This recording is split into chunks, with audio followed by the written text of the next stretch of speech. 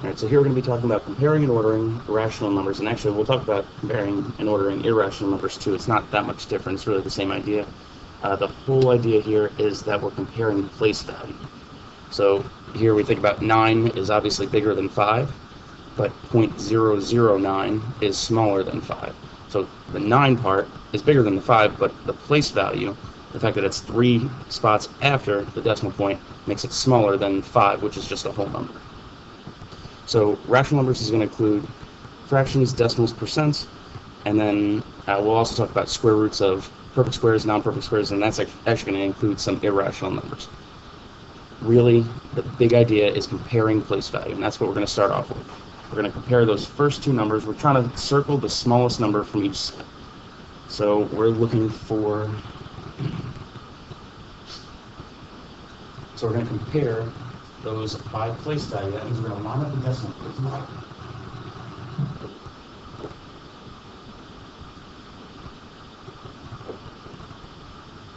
And right now they don't look the same. I want to really show those numbers as the same place values, or showing at least the same number of place values. So I'm going to add a couple zeros to that bottom number. It really doesn't change anything. You should see that the 1.1 has a whole number piece. It's 1 and then a little bit, but 0.99 is less than 1. So we don't care about all those 9s being bigger than 1. We're really just looking at place value, so 1.1 is bigger than 0.99. On the second one, we definitely want to change both of those into decimals first. So 1 divided by 3 gives us 0.3 repeated.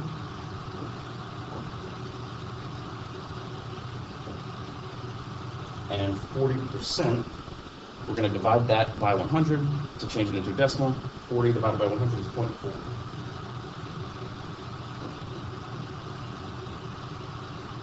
Again, I added zeros to the end of that just so that they look the same. The 3's going on forever doesn't make that number bigger. We're really just comparing one place value there. That first number right after the decimal point, it's a 3 versus a 4. That tells us everything that we need to know. 0.3 or 1/3, or 0.3 repeated or 1/3 is the smaller of those two numbers. The next one, we have 3 numbers that we want to change into decimals.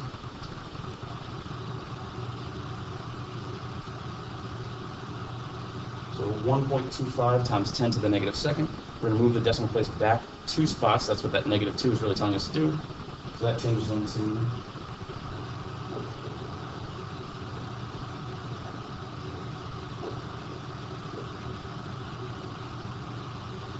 1%. We're going to divide by 100 to change that into a decimal. That changes into 0.01.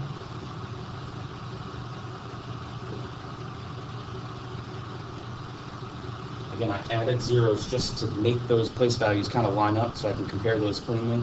Especially on this one, it's going to matter because you see that those 1s are tied. We're comparing the first number, 0, the second number, 0. So far they're the same number, and then the third number is, they both have a 1, so they're still the same. We really have to get into that fourth number. So far, 1% is the smaller of those two numbers. Now we're going to do 1 divided by 89, and that's going to give us 0.011.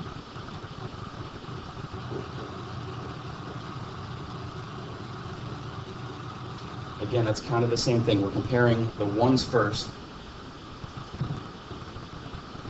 Then we look at that next decimal place, and it's a 2 versus a 0 versus a 1.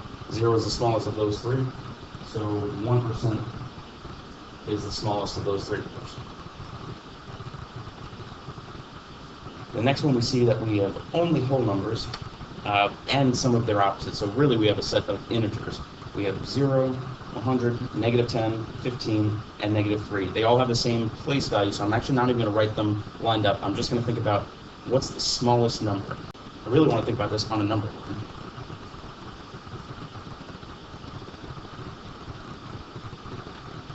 I'm going to place 0 first, and then I'm going to think where those other numbers have to go. 100 is far off to the right. Negative 10 has to be on the left side.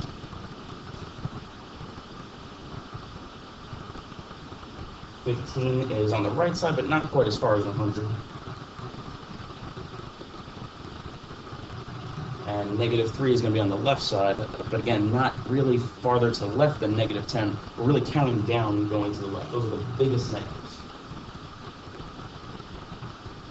The smallest number is always the number that's farthest to the left, so there it's going to be -10. Okay, so the main idea again is to compare all these numbers in the same form. We really want to compare all of these numbers as decimals. So write all the numbers as decimals.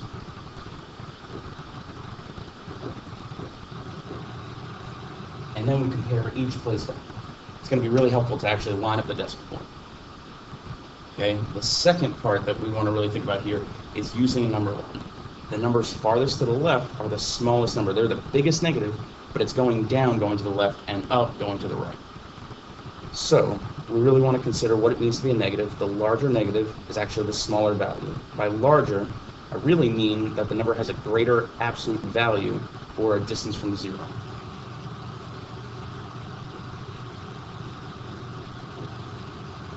I think this is really easy to visualize on the number line because you can see those numbers going all the way to the left, all the way to the right, and you see how it's decreasing going to the left, but the numbers actually look like they're getting bigger, going from -1 to -2 to -3. Those are increasing in absolute value because they're gaining distance from 0, but they're actually getting smaller because they're negatives. So on this first example here, we're going to complete each of these number lines with missing numbers.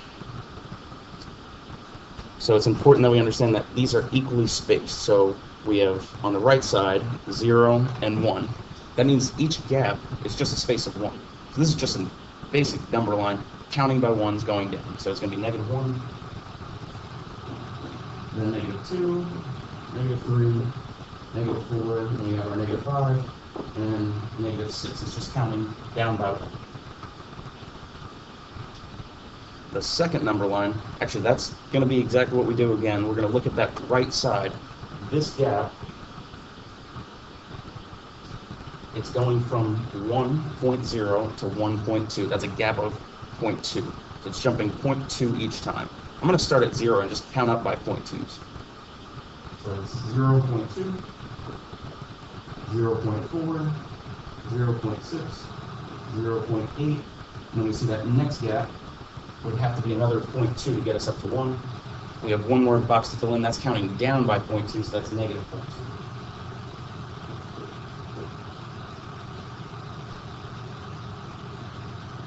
The next one we see, it starts at 0 on the right side, and then it goes down to -0.1.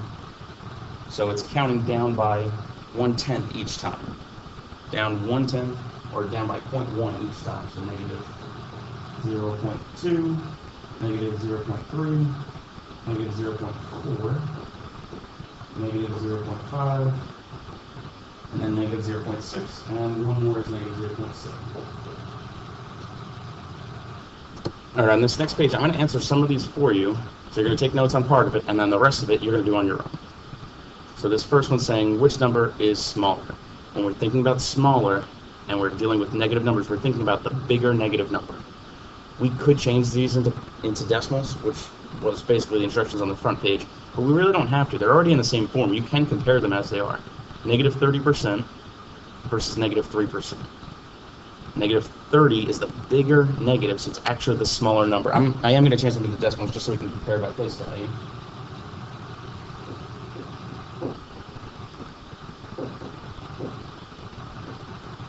You divide both of the percents by 100 to change them into decimals, and then you can compare by place value. You see that we start off with 0, and then we have a 3 versus 0. This is the bigger negative, so it's the smaller of those two numbers. I'm going to skip down to number 3. I'm trying to put the correct symbol in between those two numbers. So it's a less than, greater than, or equal to sign. I'm trying to basically decide which of those two numbers is bigger or smaller. So we're comparing by place value. I would probably stack them on top of each other. I'm just going to write the right number on the left side.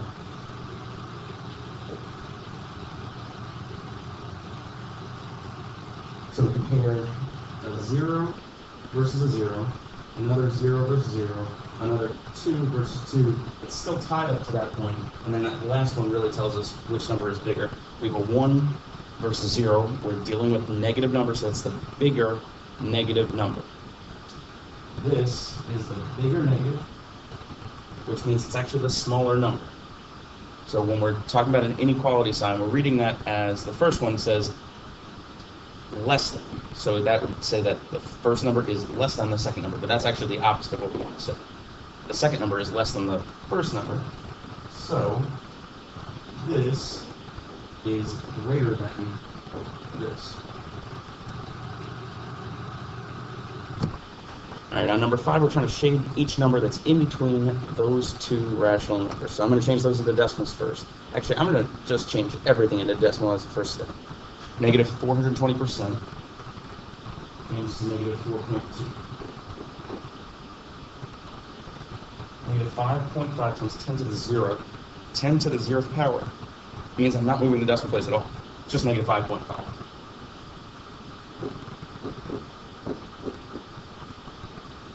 These numbers are actually in the opposite order that I want to see. Negative 5.5 is the smaller number. I'm going to imagine this on a number line. I'm going to put those two on a number line.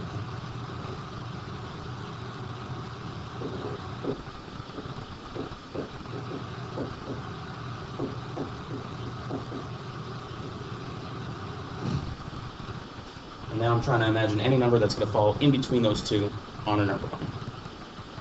So my first step is just changing everything else into a decimal.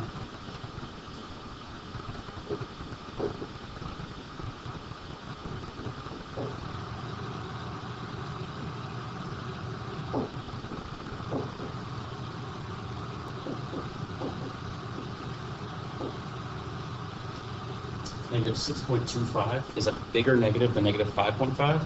That's going to end up to the left of that on the number line. That's not going to fall in that range. Negative 5.25 is a bigger number than 5.5, negative 5.5, but smaller than negative 4.2, so that will fall in that range. Negative 4.9 is a bigger negative than negative 4.2, but it didn't get up to negative 5 yet, so it's going to be right in that range. It's going to be somewhere in between there. Right there. 4 and 9/10 is just 4.9. That is a positive number. That's a positive number. It can't possibly be in that range. The next one is a very small negative number. That's going to be somewhere on the right side. So let's say 0 was there, it would be somewhere over here. So it doesn't quite make it into that range. And negative 4.69, that's kind of the same thing as negative 4.9. It's a bigger negative than negative 4.2, but it doesn't quite get up to there. It's going to be somewhere in that range. So those three are the only three numbers that will fall into that range.